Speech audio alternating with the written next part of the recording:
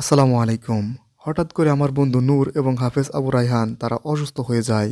তারপর তাদেরকে নিয়ে যাই রাজশাহী মেডিকেল কলেজে। সকাল সকালই আমরা যাই, কারণ যেহেতু অনেক বেশি ভিড় বাড়তে পারে সেই জন্য আমরা যাই। কিন্তু গিয়ে আমরা বেশ হতাশ হই, কারণ আজকে রাজশাহী মেডিকেল কলেজ বন্ধ ছিল, শবে বরাতের বন্ধ ছিল মূলত। তারপর আমরা সবাই মিলে প্ল্যান করি আজকে আমরা পুরো রাজশাহী ঘুরবো, অর্থাৎ আজকে সারাদিনে যতটুকু ঘোরা যায় ততটুকু ঘুরবো। যদিও আমাদের আগে থেকেই প্ল্যান ছিল আমরা রাজশাহী একদিন ঘুরবো।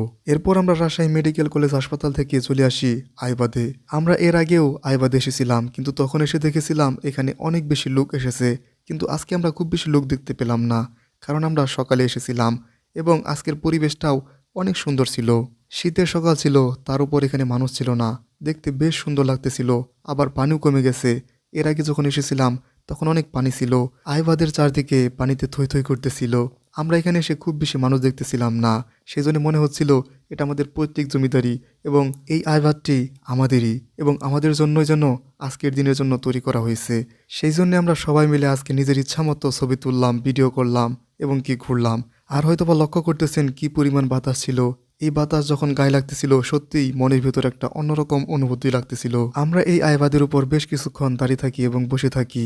তারপর নূর বলতেছিল চলো আমরা নিচে যাই, কারণ ও নাকি লোভ সামলাতে পারতেছিল না এই সুন্দর দৃশ্য দেখে। পদ্মার বুকে এখনও বিভিন্ন জায়গায় খণ্ডিত জলরাশি দেখা যাচ্ছিল।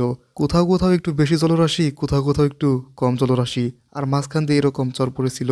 এই দৃশ্য দেখতে সত্যি অন্যরকম একটি ভালো লাগা লাগতেছিল। আমরা এখন আছি পদ্মা নদীতে। পদ্মা নদীর একদম মাঝখানে, মাঝখানে বলা যায় না, কিনারে, যেহেতু পদ্মা নদীটা অনেক বড়। ভাই এখন কারণ এখন পানি নেই, মানে এই সব কি পানি থেকে এখানে আসা যাবে ভাই? আর আমার সাথে আছে আবু রায়হান এবং নূর, দুজনেই আমার ক্লাসমেট এবং বন্ধু। এখানে কি ছিল ভাই? এখানে দিয়ে মানে মিসাইল গিয়েছিল ভাই এই মাঝখান দিয়ে। মানে না এটা হচ্ছে মনে হয় হয়তো বা কোনো বড় নৌকা ছিল। হ্যাঁ, হতে পারে। আছে এখানে, বুঝছো? শেপটা দেখা যাচ্ছে আর কি।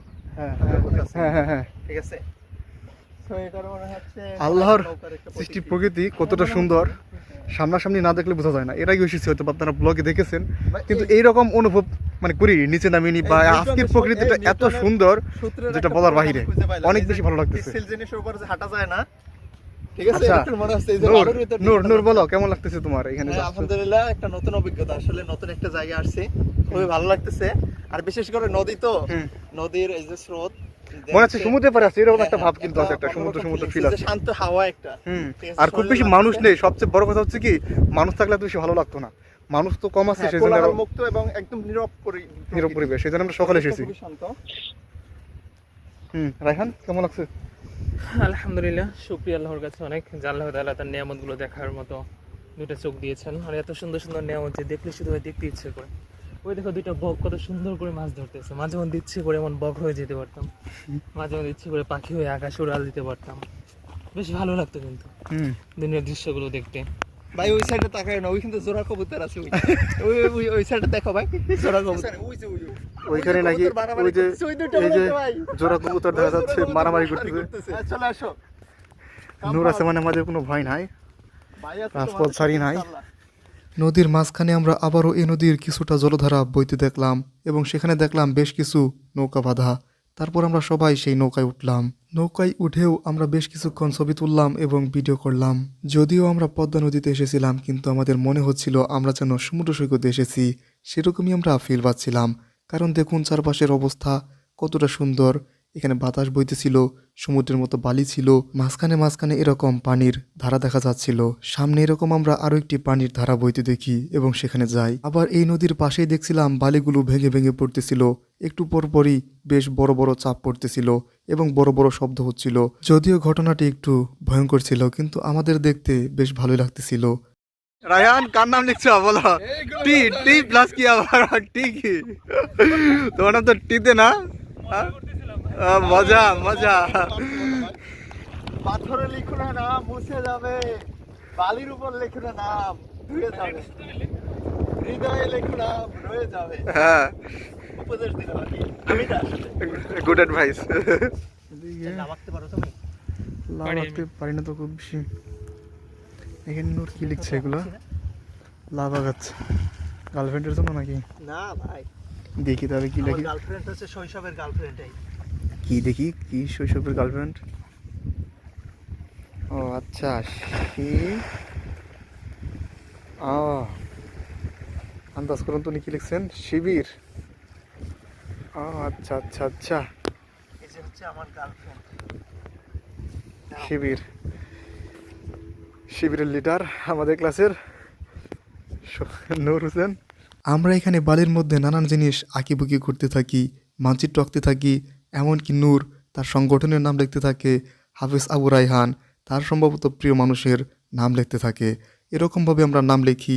নামগুলো লেখার পর আমরা দেখতে পেলাম নিচ থেকে পানি এসে সেগুলোকে মুছে দিল। তখন আমরা বুঝতে পারলাম এই লেখাগুলো আমাদের জীবনের মতোই ক্ষণস্থায়ী। এরপর আমরা নদীর ধার দিয়ে হাঁটতেছিলাম, হাঁটতে হাঁটতে এসে পড়ি টি বাঁধে। যদিও এটা অনেক দূর ছিল, কিন্তু তারপরও আমরা হাঁটতে হাঁটতে এই টি বাঁধে এসে পড়ি। আইবাদের কাছাকাছি পানি শুকালেও এখানে টি বাঁধের সামনে আমরা দেখতে পাচ্ছিলাম বিশাল এক জলরাশি। আবার আমরা এই টি বাঁধে বেশ মানুষও দেখতে পাই। সত্যি বলতে আইবাদের দৃশ্যটি আজকে আমার বেশ ভালো লেগেছে। টি বাঁধের দৃশ্যটা যদিও ভালো ছিল, কিন্তু সেটা আইবাদের চেয়ে কম। আমরা টি বাঁধের নিচে নেমে আসি। এখানে আমরা দেখতে পাই পানি আগের চেয়ে অনেক নিচে নেমে গেছে। তারপর আমরা এখানে পাথরে বসি এবং আমরা বেশ কিছু ছবি তুলি। এইদিকে রায়হান রাগ করতেছিল, কারণ ও বলতেছিল সকালের খাবার এখনো খাইনি আর তোমরা ছবি নিয়ে পড়ে আসো। আসলে এত সুন্দর প্রকৃতি দেখতে দেখতে কখন যে 12টা বেজে গেছে আর দুপুর হয়ে গেছে সেটা আমরা বুঝতেই পারিনি। এরপর আমরা রায়হানের মান ভাঙাতে আমরা চলে আসি একটি হোটেলে, এবং এই হোটেলে এসে আমরা হালকা পাতলা কিছু খাবার খাই। এরপর আমরা রওনা দেই মুক্তমঞ্চের উদ্দেশ্যে।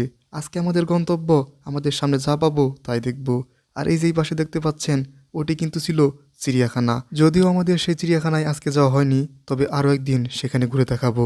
আর এই যে এখন যেটি দেখতে পাচ্ছেন এটি হচ্ছে রাজশাহীর কেন্দ্রীয় ঈদগাহ। এটি দেখতে যতটা সুন্দর ঠিক তেমনি রাজকীয়। এটি মুক্তমঞ্চের পাশে অবস্থিত। ওটি দেখে আমরা মুক্তমঞ্চে চলে আসি। মুক্তমঞ্চে এসেও আমরা বেশ কিছুক্ষণ ছবি তুলি এবং ভিডিও করি। টি বাঁধ, আইবাদ, মুক্তমঞ্চ এবং পদ্মা গার্ডেন ঘোরা শেষে আমরা চলে আসি দুপুরের খাবার খেতে, কারণ আজকে আমাদের ঘোরার আরও অনেক কিছু বাকি আছে, যেটা আপনারা দেখতে পাবেন দ্বিতীয় পর্বে। এখন আমরা আছি মুক্তমঞ্চের কাছে এবং এই পাশে হচ্ছে পদ্মা নদী।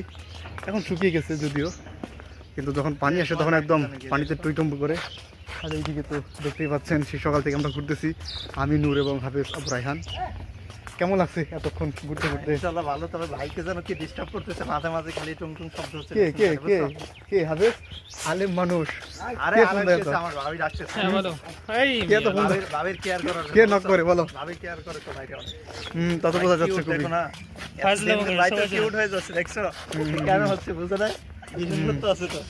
ভাই তা তো লজ্জা বোঝা পেও না। যাচ্ছে, তা তো বোঝা যাচ্ছে। লজ্জার কি আছে ভাই? লজ্জা তবে আজকে আমরা আসছিলাম মূলত হাসপাতালে, ঢাকা মেডিকেল, ঢাকা মেডিকেল বলতেছি, রাজশাহী। আমরাও যেন এরকম একটা সার্থকতা অর্জন করতে পারি লাইফে। দোয়া রইল, মন থেকে দোয়া রইল যেন ভালো একজন জীবন সঙ্গী আসে জীবনে। হ্যাঁ সেটাই সেটাই। জীবনের সবচেয়ে বড় পাওয়া কি যেন দুনিয়াতে একজন মানে সঠিক সুন্দর জীবন সঙ্গী পাওয়া। হ্যাঁ এটা খুবই সবচেয়ে দরকার। পারফেক্টেবল যে তোমার লাইফটাকে মানে জান্নাত করে দিতে পারবে। মনে রাখবে একটা ছেলের জীবনটা একটা মেয়ে চাইলেই জান্নাত করতে পারে। মানে